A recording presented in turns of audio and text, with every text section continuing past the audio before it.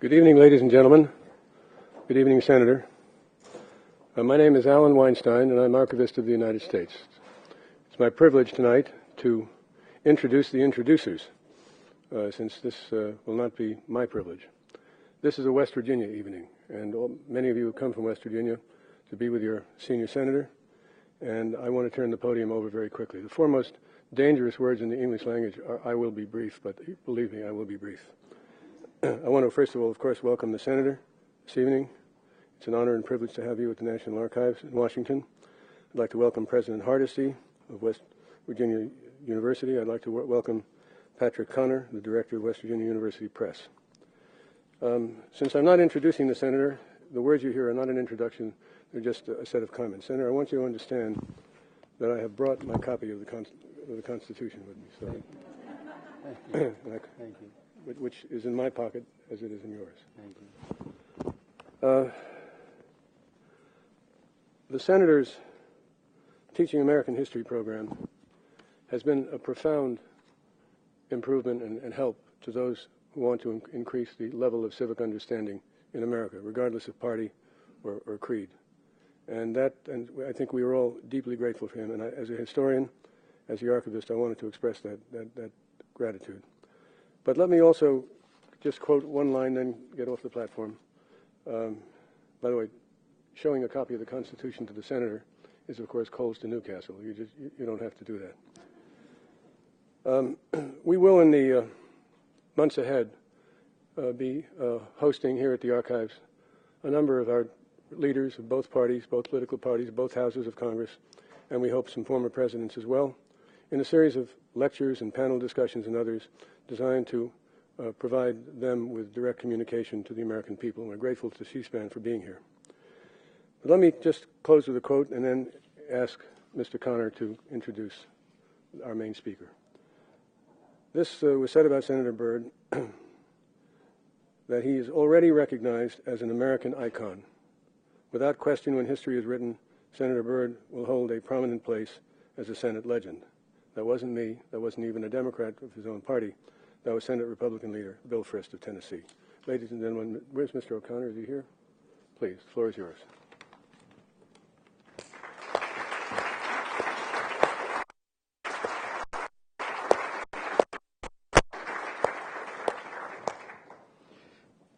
Thank you, Dr. Weinstein. Welcome to the celebration for the release of the U.S. Senator Robert Byrd's autobiography, Robert C. Byrd, Child of the Appalachian Coal Fields.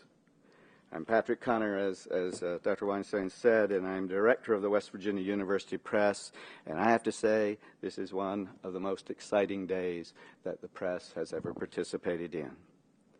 An academic press's mission is to contribute to the documentation of our history and to record the research and observations of those most qualified to make them. No book we have acquired and published yet represents that mission as well as this one does, and that is, for us, a cause for celebration. Now, before I introduce President Hardesty, who will introduce our esteemed guest, I'd like to thank some of the people whose work contributed to this book. I won't take long because I know you want to hear the Senator speak. The whole staff of West Virginia University Press is, of course, important. And we've dedicated ourselves to this book for well over a year now, and it's been a work of love. But especially I want to single out Than Saffel, who designed the book and saw to its production. I want to mention Betsy Dietz, who works for the Senator but not for us, who typed every page of the 1,700 pages of the original manuscript. I want to name Kathy Hilt, who edited the first manuscript, and Gary Lake, who contributed this wonderful photo on the cover, and simply in exchange for being included in such a great work. The event has been coordinated by West Virginia University staff of Institutional Advancement and in the News Services Bureau, and we appreciate their help immensely in getting the word out. Dean Rudy L. Macy of the Eberly College of Arts and Sciences has been supportive. Provost Lang was instrumental, I believe, in bringing the project to my attention in the first place. And President Hardesty has been the best of all presidents for a project like this. But most of all, we thank Senator Byrd himself, one of the best and most generous authors with whom it's been my pleasure to work at the West Virginia University Press. He met every deadline. That's important. He looked at everything 3, 4, 5 times. He involved himself completely in the production of the book, and he never missed a chance to express his appreciation to us for the work we did. And a lot of authors forget that. Thank you, Senator. It's been a pleasure. It's my great pleasure now to welcome the President of West Virginia University, David C. Hardesty, Jr., who will introduce our honored guest.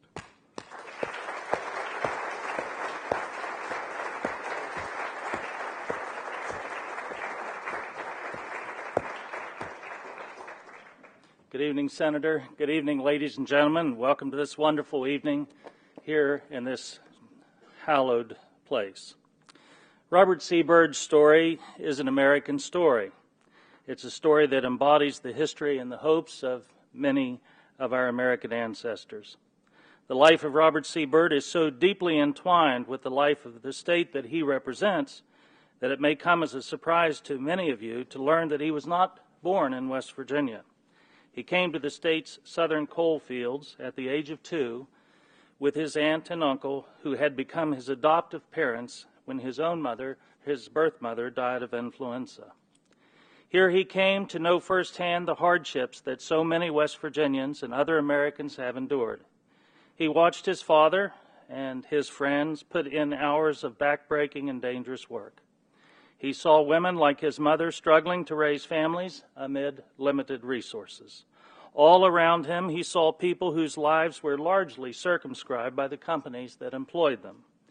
But he also realized that the obstacles these people faced bred in them a rugged character. And paradoxically, conditions that denied them autonomy bred in them a very independent spirit.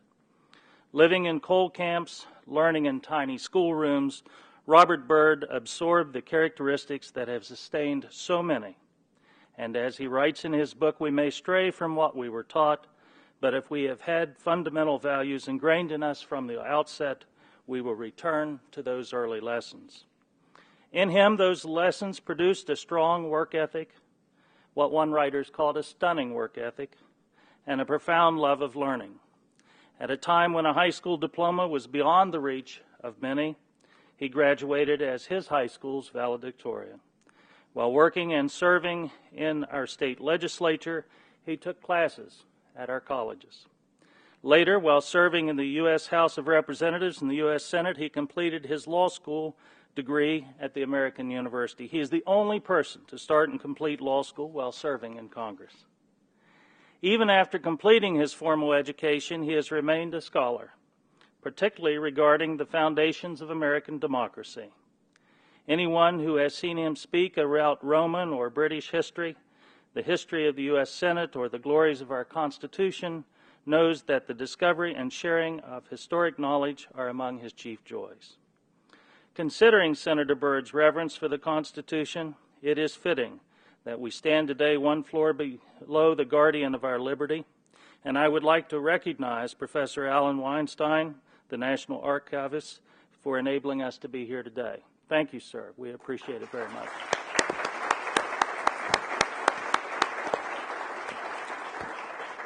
Senator Byrd's coal camp upbringing also impressed upon him the importance of family and faith.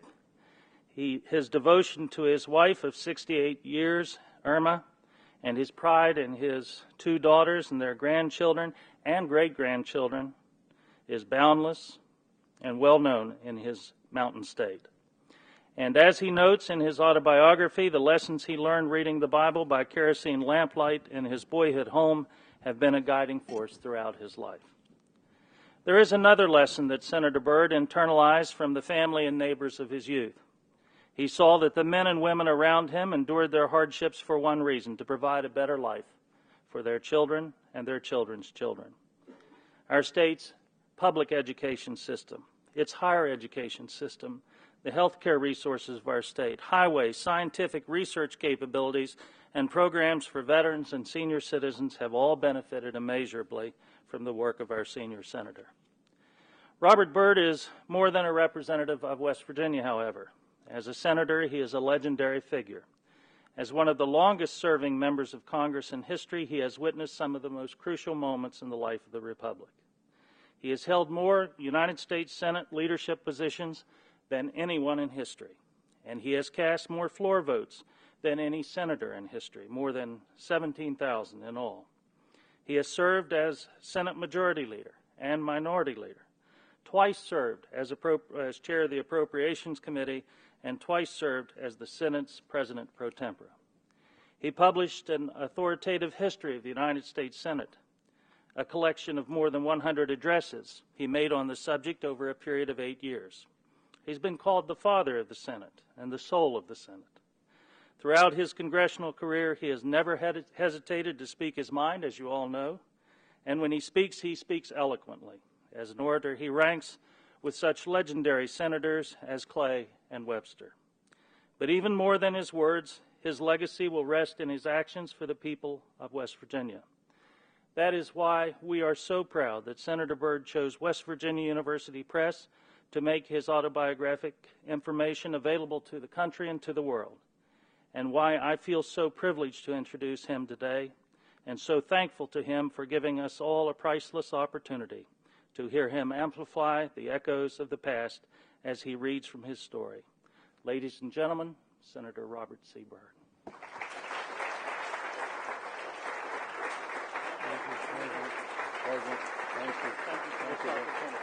Thank you, too.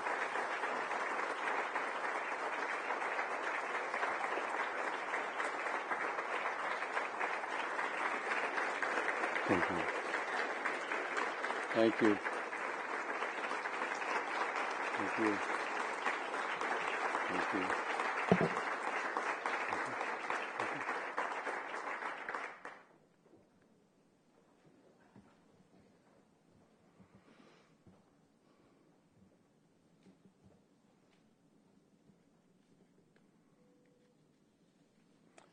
Thank you, President Hardesty. Thank you, Susan, President Hardesty's wife and teammate at West Virginia University. Thank you, Dr. Connolly.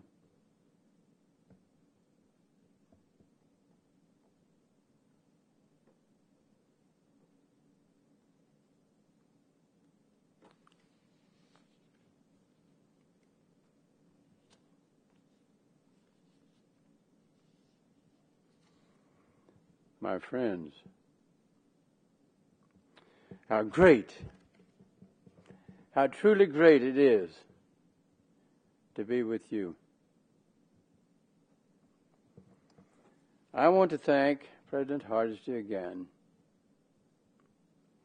and West Virginia University for hosting this event and for publishing this book. I also want to thank Dr. Connor, the West Virginia University Press, the Eberly College of Arts and Sciences, and the countless others who worked long hours on weekends also to make this book a reality. Thank you, Dr. Weinstein, for making this beautiful National Archives facility available for this event tonight. They call it Robert C. Byrd, Child of the Appalachian Coal Fields.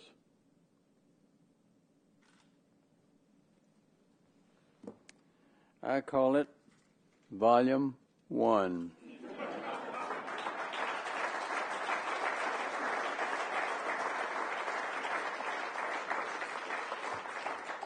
This is my story. And this is Irma's story. This is Irma's story. And here it is. To Irma. That's her story. But it is also West Virginia's story. In truth, it is West Virginia history. The coal fields of southern West Virginia. The authoritarian rule of the mining communities by the coal companies. The grinding poverty. The grinding poverty of the Great Depression. The days of the two-room schoolhouse, when teachers reigned supreme and students learned without computers. The simple, wholesome ways in which folks entertained themselves. The untimely deaths of men who worked hard with their hands and for meager wages, like my dad and her father. The coming of the unions, I remember. And what that meant for the lives of ordinary working people. It is all here, laced with a personal love story that is very, very dear to my heart. My aim with this book was to capture an earlier picture of West Virginia. West Virginia. Encapsulate some of my work for the state that I love. And record special moments from my life which have made me laugh, made me cry, made me be filled with great pride. I set a high bar. I hope that I have reached it. Thousands of people,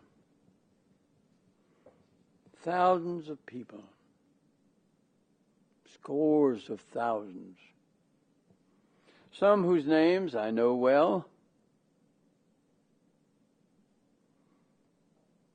some of whom are here tonight, some whose names I will never know, have influenced my words and my work. They do it every day. So come with me tonight on a journey backward, turn backward, O time in thy flight.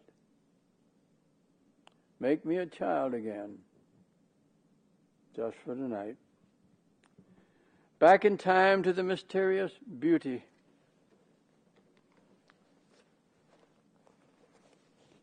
of the hills,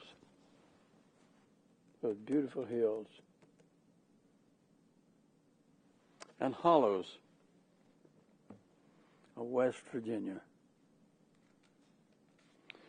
Follow a young boy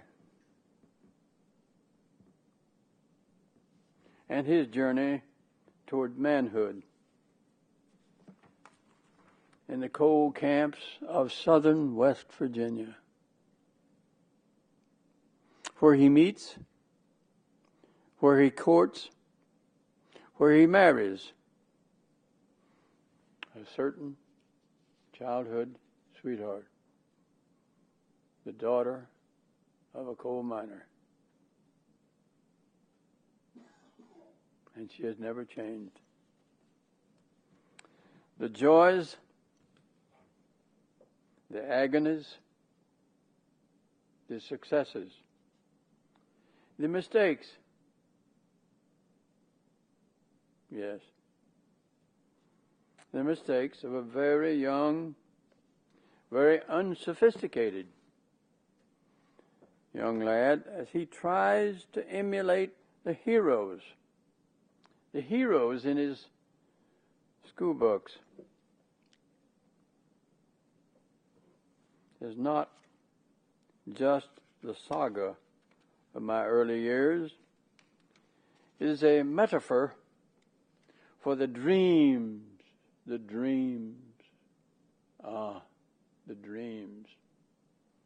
of millions of youngsters not born with a silver spoon and embarked on their own daunting journey toward personal dignity. I offer this work, my life,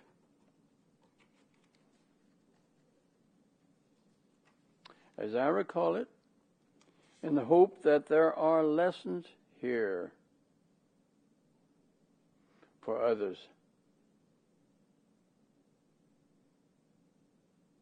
And there are. I thank all of you for coming, and I hope that tonight you will find just a little bit of yourself, just a little bit of yourselves, just a little bit of yourself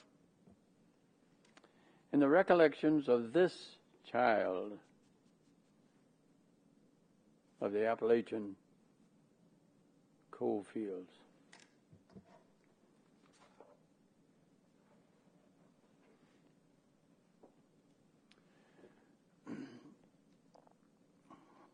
I thought perhaps it would be of interest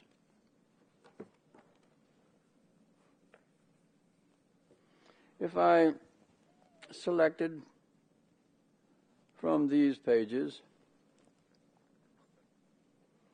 just a little excerpt, as it were. These are my glasses. I hope that I don't disturb the microphone in reaching for these spectacles. So here is the first reading. And it talks about this child who was born in 1917 and whose mother died of influenza in the great influenza epidemic. She died on the eve of Armistice Day, 1918.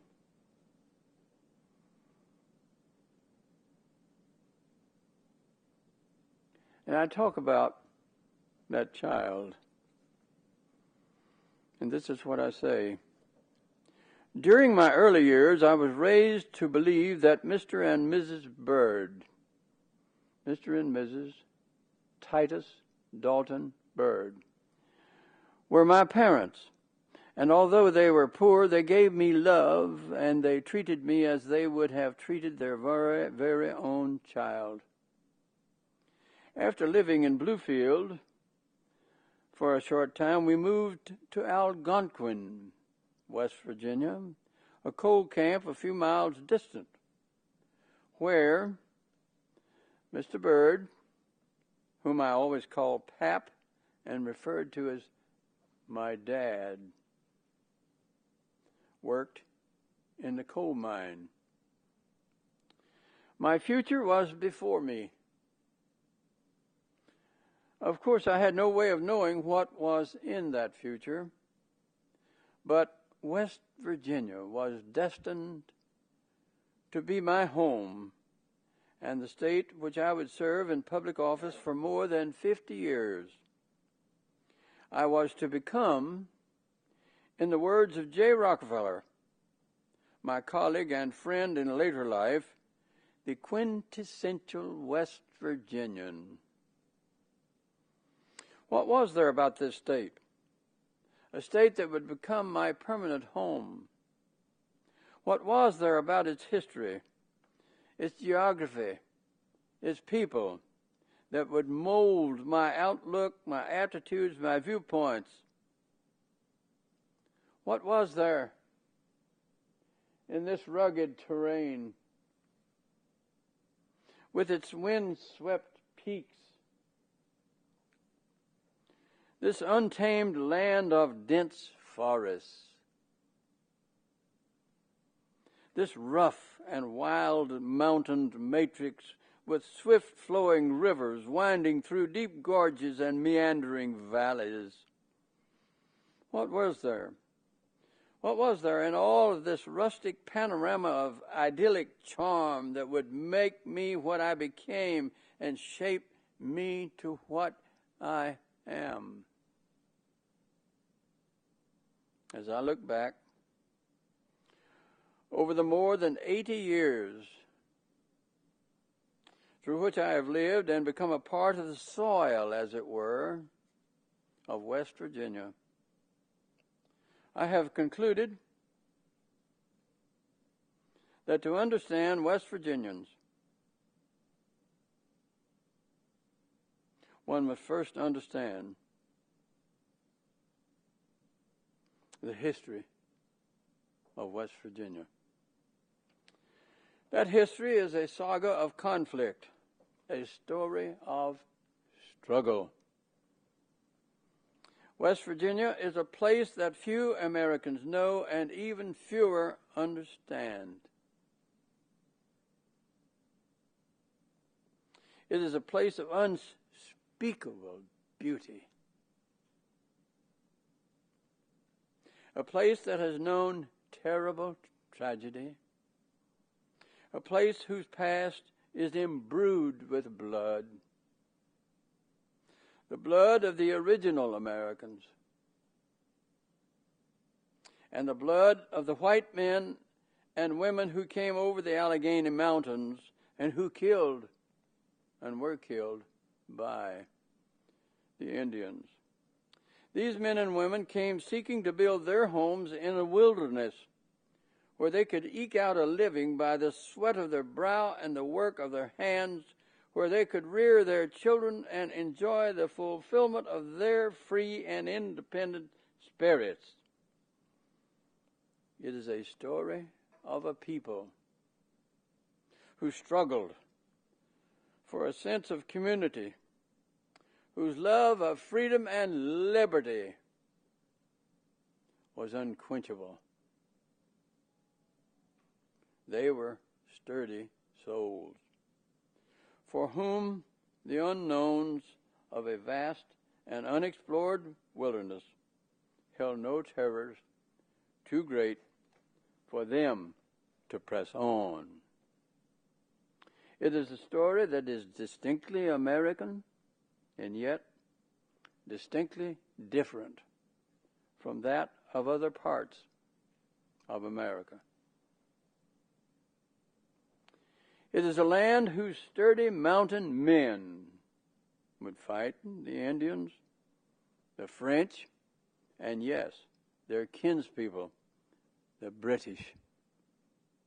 They were men who had flocked to the banner of the first great commander of American armies, George Washington. They later would shed their blood on both sides in the terrible war between the states. They would join in the struggle over union, in which one state was torn from another. It was to become the only state born out of a great civil war. This was wild, wonderful West Virginia.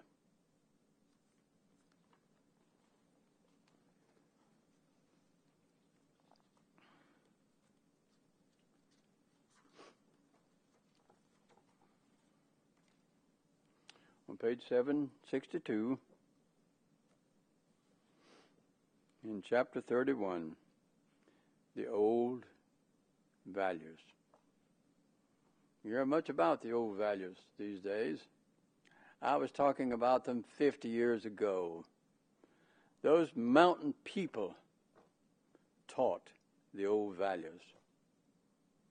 That woman, that man, they who raised me taught the old values. The biblical proverb admonishes us, "Remove not the ancient landmark which thy fathers have set." Some of us have become so sophisticated that we look with scorn upon the old beliefs that God created man and will hold him to account for his sins. That the Creator, spelled with a capital C, has provided for a future life in which man's universal longing for immortality can become a reality. That rights and responsibilities go hand in hand. That honor and reward are to be found in honest toil. And that we must obey the laws of the land and respect those in authority, whether they be our parents, the teacher, or the policeman. My foster parents on their knees influenced my life from my early beginnings. We may stray from what we were taught, but if we have had fundamental values ingrained in us from the outset, we will return to those early lessons. And we especially need to remember the old values that made our nation great, such as patriotism, belief in God, honesty, and thrift. And as leaders, we should commend those values to the young people of America. That's what I do here.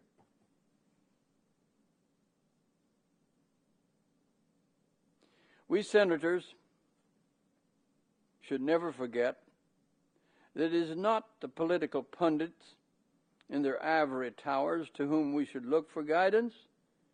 The roads that led us to Washington also lead back home.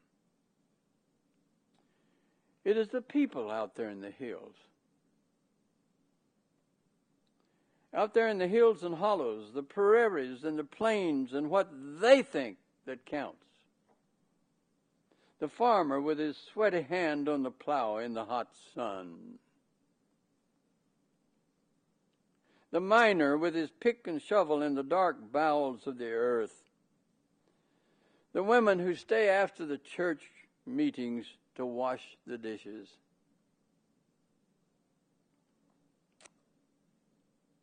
The teacher in the schoolroom, the fisherman in his boat on the stormy deep, the driver of a dog team in the frozen wastes of the far north, the lonely policeman who keeps the midnight watch. These are just plain folks. The people who really make a difference. They live near the bone and the marrow of life, and they struggle daily to make a living. Theirs is a song of little men whose strength is iron and leather, who have no time for gold and fame while holding a world together. I know that the hour is late and that the world is too much with us, as Wordsworth said, but there is yet time, and we should not lay waste our powers.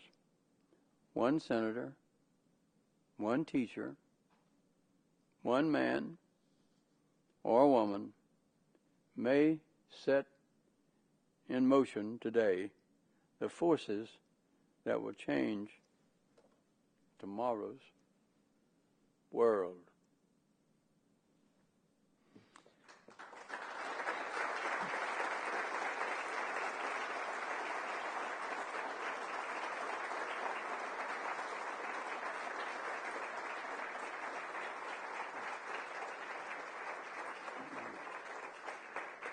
Thank you, thank you, thank you, thank you. We have a couple of questions. You want to sit down? No, that's fine. Okay.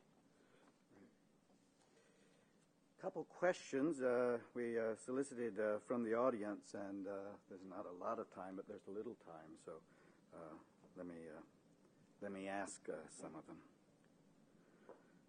Someone wrote, "Who were the most interesting or fascinating presidents and senators you've worked with?" Senator. As I say to my colleagues in the Senate,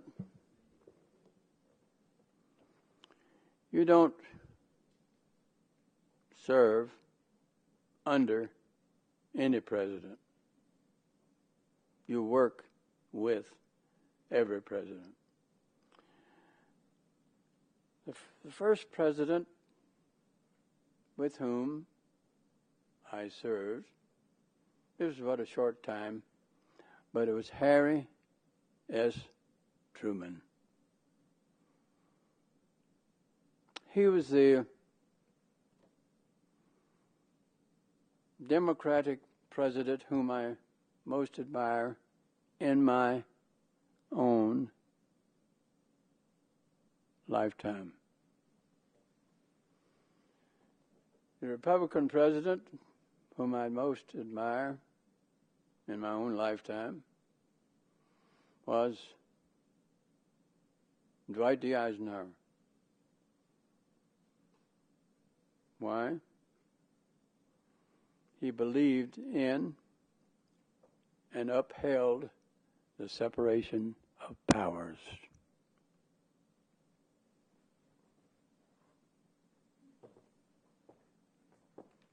Thank you. Did you ever think, someone asked, that this young boy with a violin would be a United States Senator someday?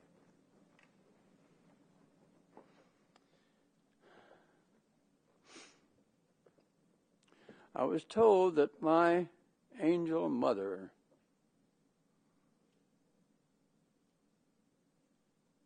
believed that I would grow up to be president. I'm really glad I didn't.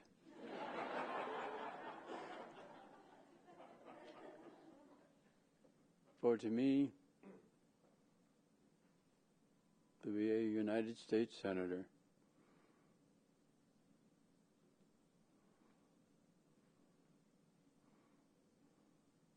is enough.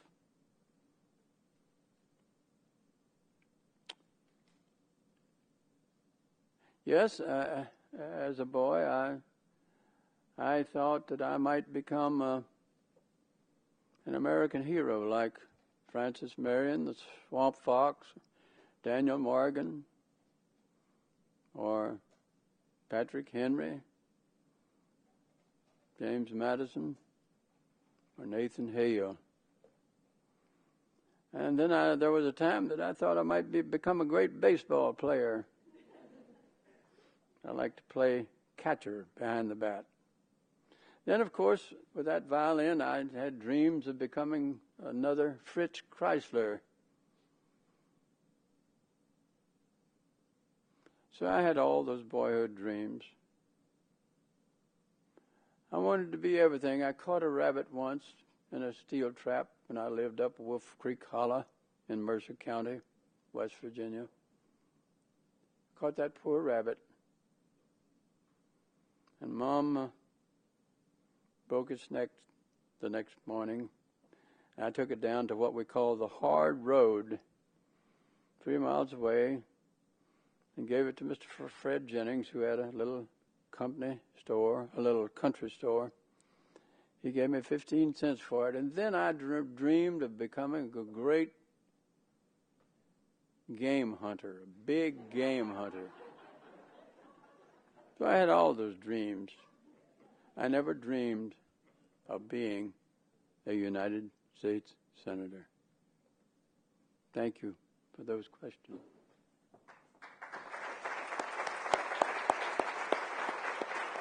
Dr. Weinstein wants me to invite him up to close the podium. I don't know if you want to stand here or if you want to go over there.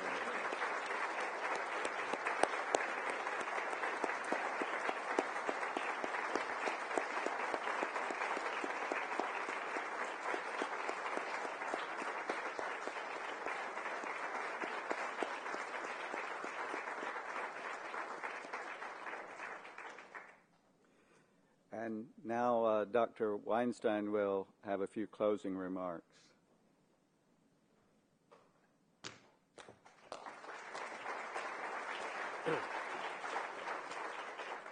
Thank you, Mr. Conner. Just to thank you and President Hardesty, and of course especially the Senator, for being with us tonight.